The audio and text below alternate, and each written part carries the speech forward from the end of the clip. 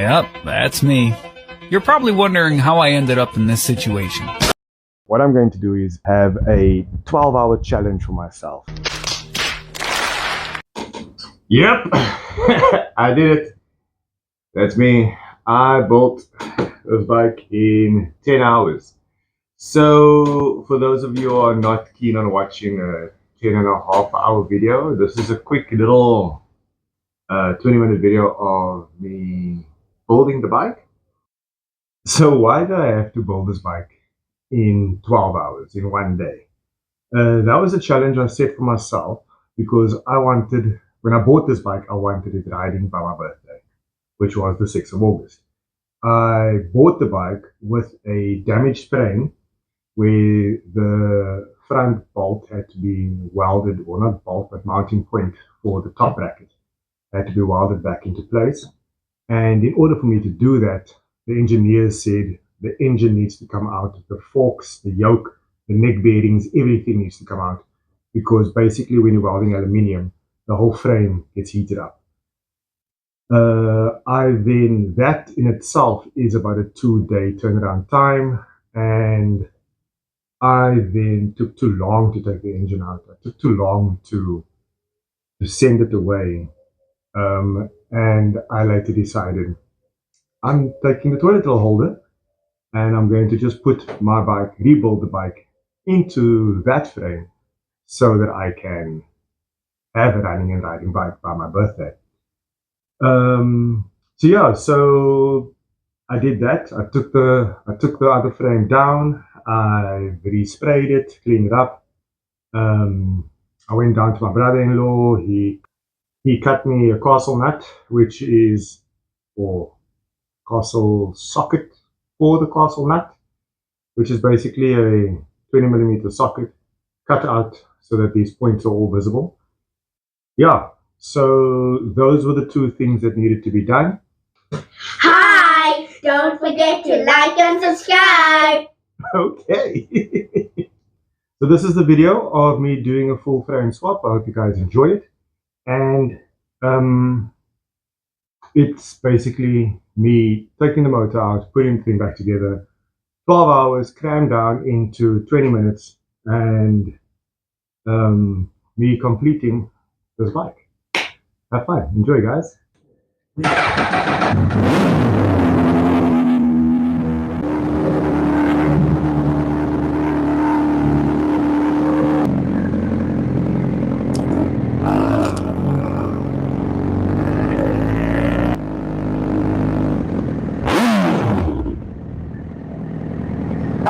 Thank you, Mr. Thomas. I don't like that one. It's an unpleasant new one. No, that's Uncle Clint's bike.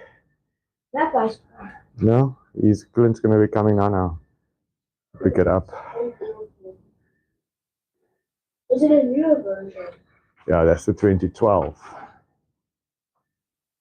So there we go. Time is 8:25. Bye, Thomas. Thank you. Okay, 8:30 a.m. We have officially started.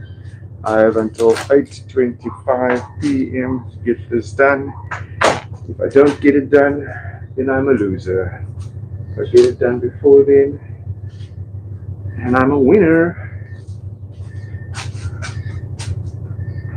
So, for those of you who have followed my channel, I think it's on my shorts or on my TikTok. There's a blue CBR1000 where I've basically done the exact same thing, stripped it down and replaced the frame. I did that during COVID, that was 2020. And that one took me probably about 2 weeks. I need to do now in a day. So wish me luck. I don't think it's that difficult, but I might be sorely mistaken. Yeah, it's not that. It's not that.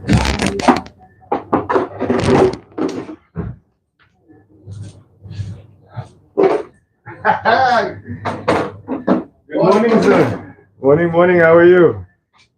Big nut. There you go. Morning, brother. Morning. Good morning to the people. Morning, everybody. Morning. The coffee and the donut. Ah, I forgot about this nut. That's good. I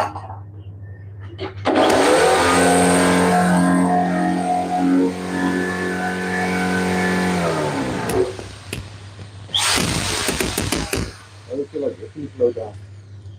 119 in the background. Oh, at right. And I didn't even touch that can yet. Oh. Morning, sir.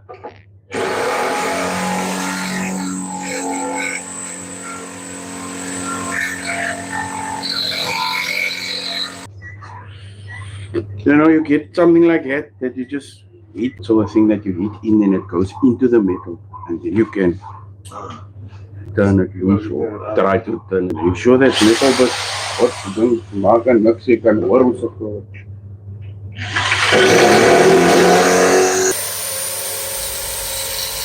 Yeah, so we started the day off with, once the tank and fairings was removed, the very first bolt was stripped. So I struggled to get that bolt out. I tried drilling it out. Then Paul showed up. He said we should maybe try knocking it.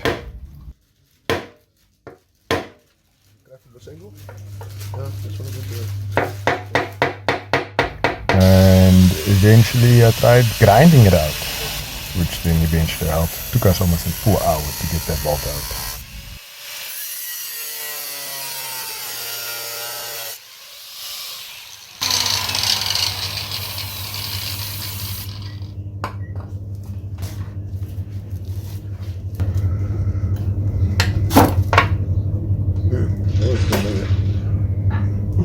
Oh, yes, sir. We have victory.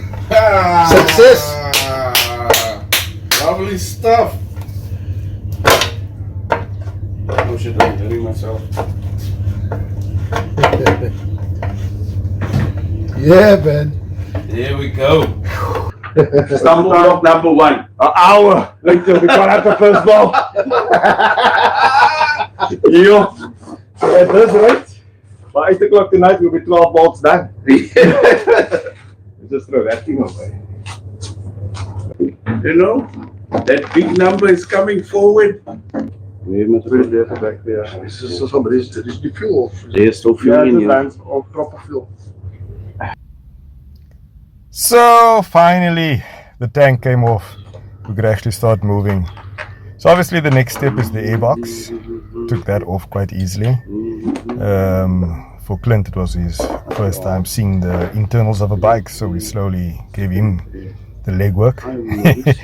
He got to undo the 100 bolts that holds the airbox together. Paul and I then slowly started stripping off the auxiliaries all around it. Amy showed up, brought us some flapjacks. We got some flapjacks and coffee. She's hiding away from the camera. Next we've got the radiator. So airbox, tank, airbox, the radiator came off. Everything around the motor, obviously. We're just constantly checking what next to take off.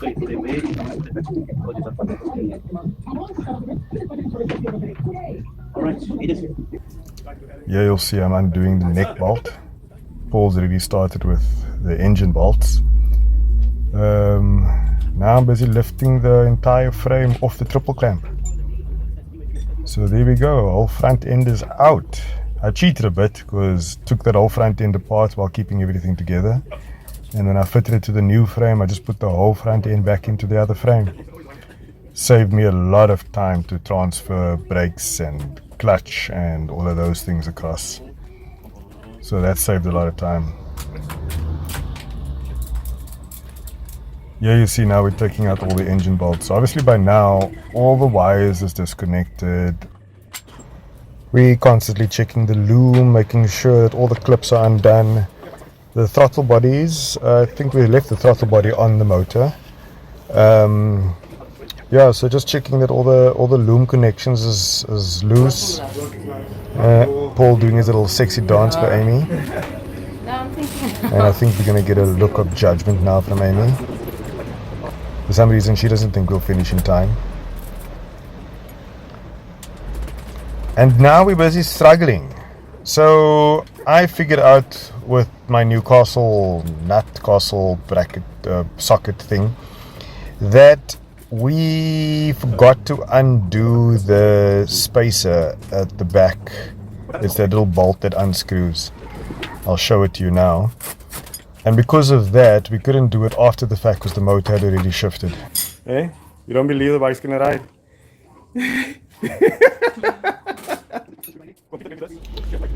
So after struggling for a while, I went over to the neighbor, asked him if he didn't have a crowbar or a pry bar. His small guala, as he called it, was at his workshop, but he had this for me, and it helped. We managed to get it into the space and pop! The motor just popped free. Check the joy in our faces. There we go. Donkey. Sorry, donkey. And the motor is free from the frame. It was a really silly mistake on our part. What you're supposed to do is, while the back engine bolt is still in the motor, you're supposed to actually undo that little spacer. So that's the spacer sitting there, and while the bolt is still in there, you use an Allen key and you turn the bolt, which then adjusts that spacer. The spacer will then move flush against the frame like this one, and that then allows the other spacer to then fall out. So this is what you would call then a locking nut, or something to that effect. It pushes up against the spacer and up against the engine, which then holds it in the frame. This was the Friday. I had sanded down this frame previously, cleaned it, degreased it thoroughly, sanded it down with some 1000 grit sandpaper, and then hung it up as the toilet roll holder. So now I'm busy masking off the areas I don't want to spray, making sure to also mask off the swing arm and the swing arm nut. Cleaned it with some thinners, getting rid of all the dust and grease that was on the bike, on the frame. And then I gave it a couple of coats of black spray paint, satin black, and it looked completely OEM, perfectly matched the original frame color.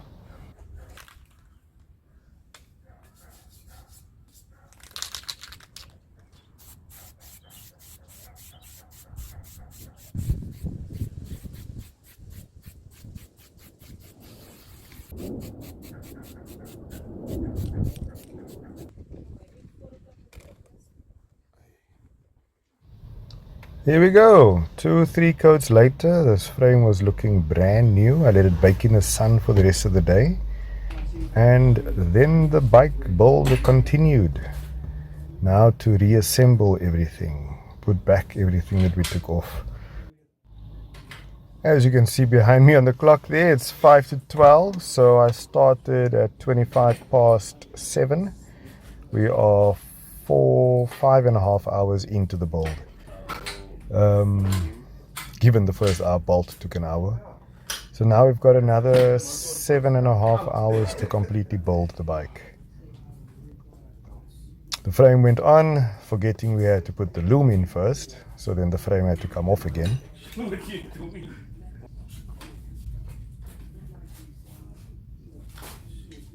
That's the one thing about the Honda, it's not like a Suzuki. You can't add the loom afterwards. You have to actually put the loom into the frame, then add the engine. You can't do it the other way around. Some Suzukis that is allowed or possible.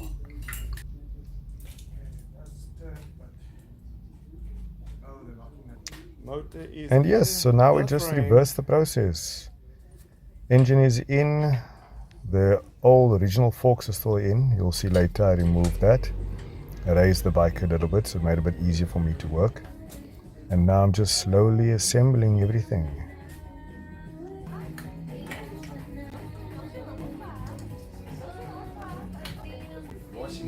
Making sure that I route everything correctly. There you'll see the triple clamp I took out of the silver frame. It's going into the black frame. And 1, 2, 3, she looks like a bike. See what I say when I said I cheated a bit. This frame really helped me. Oh, this triple clamp, the forks really helped me a lot. Here we're removing the subframe and fitting that to the new frame. At this point I also noticed that subframe is actually damaged, so I'm gonna have to replace it and actually throw this one away.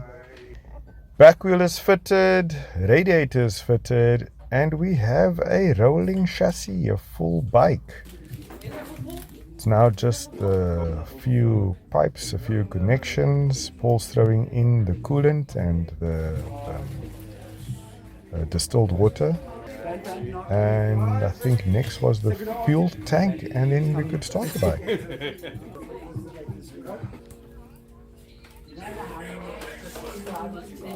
Oh, look at me making it look pretty first before I decided to start the bike. That's my trainer Billy. His boys decided they needed to help, so they're busy handing me parts. A very heavy tank cover. Well done, boys! The big one in the blue, he loves bikes so much, but he's so scared of bikes. Just watch his face when I start practicing.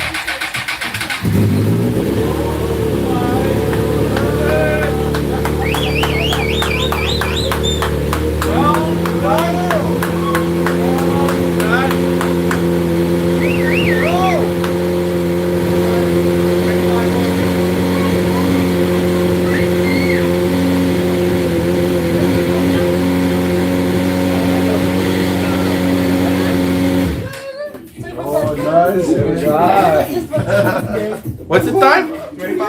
10 hours and 20 minutes. Well done, man.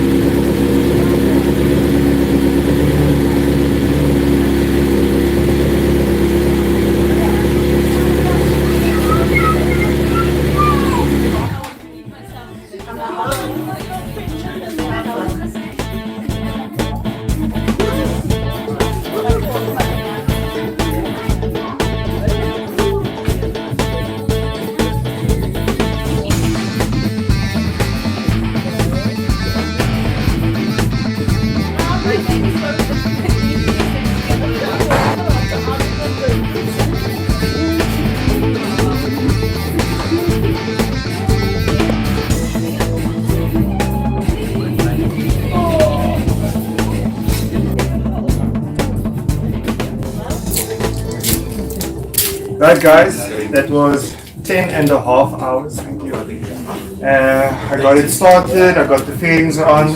I am just too lazy to ride around the block now. My headlight is broken, so I couldn't mount it. But this is what she's going to look like. This is the finished product. Thank you for everybody that actually stayed for the entire journey. Thank you for those who are just as tired as me. Thank you for those who came to my turn to say hello. So yeah, that's it. I'm going to sign off now. Thanks for everybody that was watching. Don't forget to like and subscribe. Thanks guys. Last start. Yeah, start them. Then we'll switch off on that.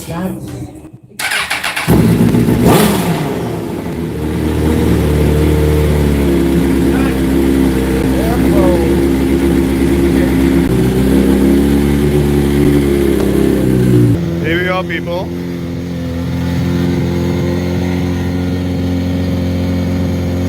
August.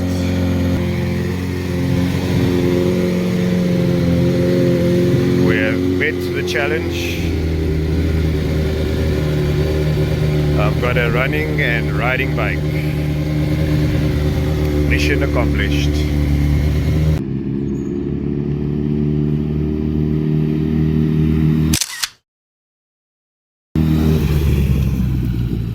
But yeah, so the bike is now running and driving. I say running and driving because it's obviously not to my spec, it's not to my standard. I managed to get it riding, but there's a lot of small things that needs to be done. I'm missing a clip over here. The bracket that sits here holding the fairing is a 04 bracket, so I need to source a new one. The fairings are currently cable tied together. Where the fuse box and the rectifier, not the rectifier, the fuse box and the relays sit in this panel. On your 04 and 05, it sits on a metal bracket. When I bought the bike, it was all tied up within the loom. So that needs to be fancy and made all neat. Yeah, so my mirrors, I must still go get my mirrors from the guy where I bought the bike. I never took it when I took the bike. The clutch is a bit sticky. I need to sort out the clutch. The brakes needs a good service, so that's going to get done soon, proper bleed. But yeah, so I've got my running and riding bike just in time. Made it for my birthday, 6th of August. And hopefully she'll be properly running and riding during the course of this week. The next video to follow will be of me cleaning up these panels, fitting all the small little details. I even had to replace the subframe because I found out that the subframe was damaged. I'll show that in the next video. And yeah, so we will go through the whole bike with the small fine details to properly get it ready. And hopefully this bike will be sorted out in time for the track day at Killarney Raceway on the 28th of September. So if my wife allows, if the bike allows, if the pocket allows, if everything falls into place, we will be at the track on the 28th of September, which, as I said last time, is more than enough time. So let's hope we can get it all done. Get the bike track ready. Whether we'll be riding in this kit or in I've got a racing fairing kit, is yet to be determined. But so this bike should be 100% race ready, track ready by the 28th of September, and ready to see what she can do. Thanks guys, enjoy the video. Don't forget to like and subscribe, and I'll see you soon. Hi! Don't forget to like and subscribe. Or should we go, when you say like, then we go like this, Up to you. and then when we say subscribe, we go like this. Up to you. Yeah, you do that. I'm gonna don't forget to like and subscribe. So I can say like and you can go You like can do this. whatever you want. Okay, go. Don't forget. Wait, you're gonna say hi. Hi! Don't forget to like and subscribe. Are you done now? Yeah. Okay, I think we can do it now. That was recording the whole time. Oh! Oh.